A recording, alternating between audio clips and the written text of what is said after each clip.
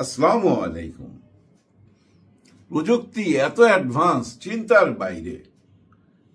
চালের দানার মতো একটা চিজ জাস্ট আপনার এই জায়গাটা অপারেশন করে ঢুকাইয়া দিবে, 5 মিনিটের ব্যাপার। এর মধ্যে আছে কি, ওই চালের দানার মতো চিপসের মধ্যে কি আছে? আপনার টেলিফোন নাম্বার, আপনার ব্যাংক অ্যাকাউন্ট নাম্বার, আপনার বাসায় ঢোকার যে মেইন ডোর ওইটার লকের পাসওয়ার্ড নাম্বার, মানে সমস্ত গোপন তথ্য আপনার এটার মধ্যে। ক্রেডিট কার্ড, মানি ব্যাগ বহন করার দরকার নাই, এত অ্যাডভান্স হয়ে গেছে। আবার এটা কিন্তু সাধারণ মানুষের মধ্যে, এটা কিন্তু সাধারণ মানুষ এই সুযোগ সুবিধা নিতে পারছে। ইউরোপে আমাদের দেশেও চলে আসবে।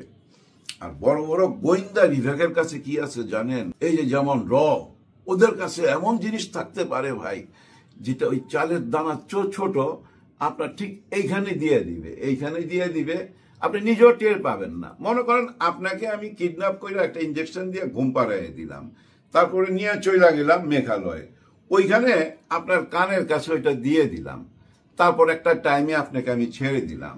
আপনি কিন্তু জানেন না আপনার সঙ্গে আমি কি দিয়ে দিছি। এখন আপনি যেখানেই যাবেন, যা বলবেন আমার ওই নির্দেশেই বলতে হবে। আমি যেটা দিয়ে দিছি এখানে, ওইটাই কিন্তু আপনার ব্রেনের মধ্যে চলে যাবে।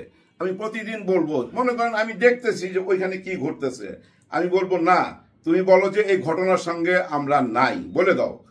ওই যে বলে দিচ্ছে, ওটা আপনার ব্রেনে চলে গেছে। উনি কিন্তু যখন ভাষণের মধ্যে বলবে, বইলা দিবে। এরকম কিছু কি হইলো এই সালাউদ্দিন সাহেবের সাথে? ওনার ভিতরে কি এরকম কিছু দিয়ে দিল? কারণ ওনার তো কোনো আবেগ নাই। এগুলো যাদের দিয়ে দেয় না, তাদের আবেগ থাকে না। ওই যে মেইন জায়গা থেকে, হেডকোয়ার্টার থেকে যেভাবে পরিচালনা করবে, ঠিক সেইভাবেই পরিচালিত হবে এরা। এদের কোনো আবেগ থাকে না। যেমন সালাউদ্দিন সাহেবের কোনো আবেগ নাই। ওনাকে এরকম কিছু দিয়ে দিল কিনা কে জানে, এগুলো পরীক্ষা করতে হবে। অযথা একটা মানুষকে ভুল বোঝা যাবে না। ওনার কেন আবেগ নাই, এটা তো ভাই বড় প্রশ্ন, তাই না? একটা মানুষ হয়ে কেন আবেগ থাকবে না? উনি সরাসরি বলে দিছে এই জুলাই অভ্যুত্থান এটা একটা আবেগ। আবেগের কোনো স্থান নাই সংবিধানে। হ্যাঁ, উনি বলে দিছে এই যে জুলাই অভ্যুত্থান, এই যে এই বিপ্লব, এই জুলাই সনদপত্র, এটার কি বৈধতা আছে? আইনি কোনো বৈধতা নাই, রাজনৈতিক কোনো বৈধতা নাই। রাজনৈতিক বৈধতা খুঁজতেছে উনি ওইখানে, এবং এটার সাথে নাকি আবেগ জড়িত সবাই। হ্যাঁ ভাই, আবেগ জড়িত। যার মাথার উপর দিয়ে গুলি যাচ্ছিল, আর ওই যে ডিভাইডারের মাঝখানে এইভাবে মাথা নত কইরা ছিল, ও যে বাইচা আছে না, ও জানে আবেগটা কি। আর যে শহীদ হয়ে গেছে সে তো আল্লাহর কাছে চলে গেছে, কিন্তু তার পরিবার যে রয়ে গেছে না, তার পরিবারের কাছে যা জিজ্ঞাসা করেন আবেগটা কি।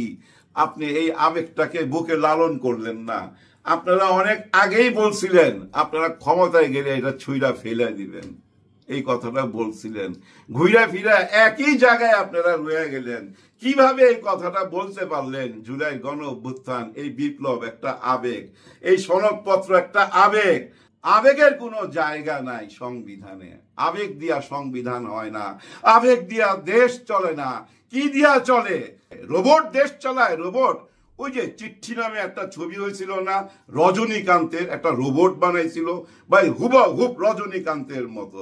কেউ বুঝতে পারে না, প্রেমিকাও বুঝতে পারে না, রজনীকান্তের প্রেমিকাও বুঝতে পারে না যে এটা রোবট। ওরকম ব্যাপার স্যাপার না তো। আপনি কি নিজের মধ্যে আছেন, নাকি আপনি নিজের মধ্যে নাই? আমার তো মনে হয় আপনি নিজের মধ্যে নাই। আপনি একটুখানি ভাবার চেষ্টা করেন, বা আপনার মুরব্বীদের সঙ্গে আলাপ করেন, এইটা আপনি কি বললেন আমি বুঝি না। তারেক রহমান সাহেব একরকম কথা বলে, উনি তো বলে জুলাই গণ অভ্যুত্থানকে উনি বুকে লালন করেন, উনি তো আবেগ দিয়ে অনেক কথাই বলছে। আজকে এসে এই পর্যায়ে চলে গেল কেন? আপনি বলতেছেন লম্বা চুল দাড়ি টুপিওয়ালা লোকরা এখন আমাদের নিয়ে সমালোচনা করে। বিএনপিকে নিয়ে সমালোচনা করার সাহস কেউ রাখে না। বিএনপি একটা সমুদ্রের মতো। আজকে আপনারা প্রেস কনফারেন্স করে বলতেছেন বিএনপির বিরুদ্ধে অপপ্রচার চালাচ্ছে। পুরা দেশবাসী কি অপপ্রচার চালাচ্ছে? আপনাদের লোকজন কই?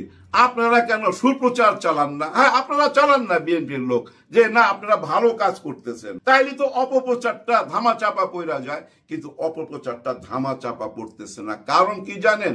প্রতিদিনই একটা নতুন করে ঘটনা ঘটাচ্ছেন আপনারা, যেটা আপনারা নিজেরাও কিন্তু ভিতরে ভিতরে লজ্জিত, কিন্তু মুখে বলতেছেন যে দেখেন আমরা জিরো টলারেন্সের মধ্যে আছি, আমরা কাউকেই ক্ষমা করি না, আমরা শুধু বহিষ্কার করি, বহিষ্কার করি।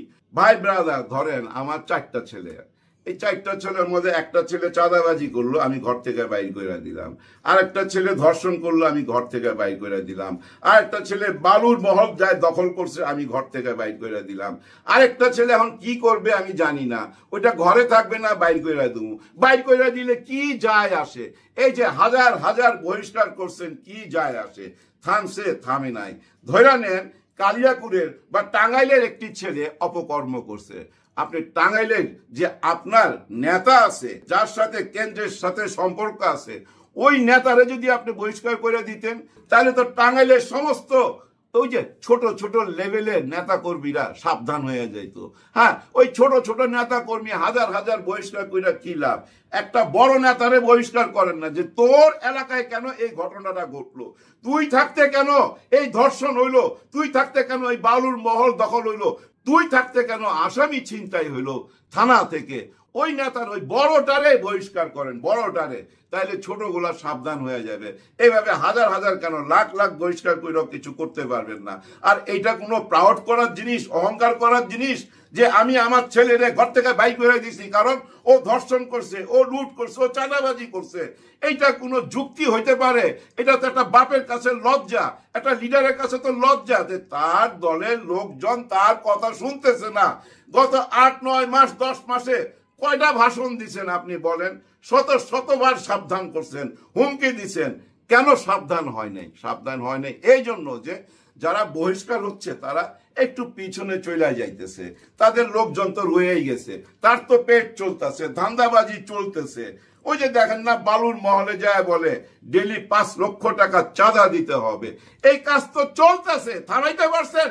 থামাইতে পারেন নাই। আপনারা ক্ষমতায় যায় যে থামাইবেন, এটাও এখন মানুষজন বিশ্বাস করে না।